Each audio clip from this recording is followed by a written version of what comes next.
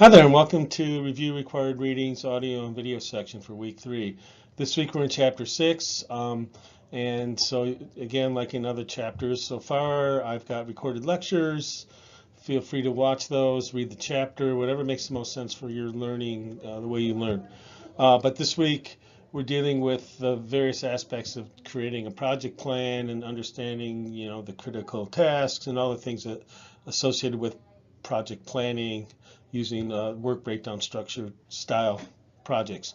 So we've got some example videos on how to run network calculations. I've got some videos on how you'll need to use Microsoft Project. Just a fair warning, case 2, which will be assigned next week, you'll need to at least put a project plan in to some type of project software, ideally Microsoft Project. So you might as well get started and taking a look at that.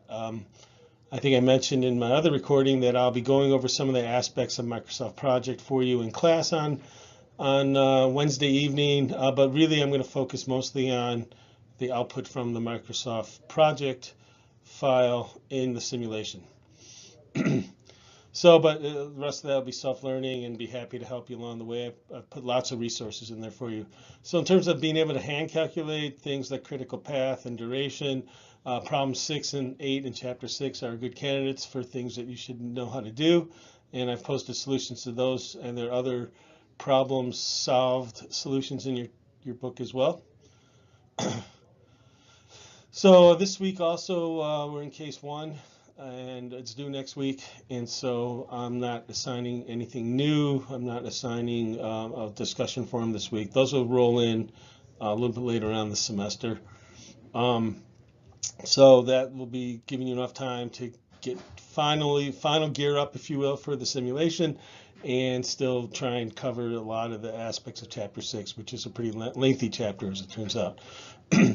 So with regarding the simulation, we're going to start the hiring process for your first period, so that you have teams for your first period decisions.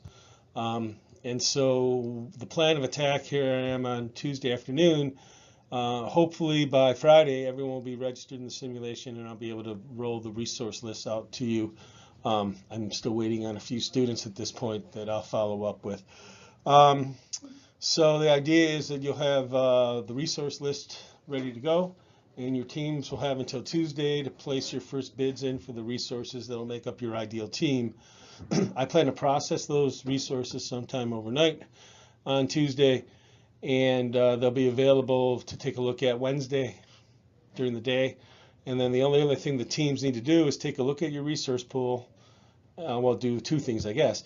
Fire anyone that's duplicate. Like if you want to hire 2 project managers, fire one of them. You don't need them both. And anyone else who were your second choices, if you will, for your bidding, so that every resource that could be available to the teams is available in the resource pool about an hour before class begins, or I guess hour and a half before class begins. So like 6 o'clock Wednesday would be your deadline for that. And we'll talk more about that live in class this week and into next week.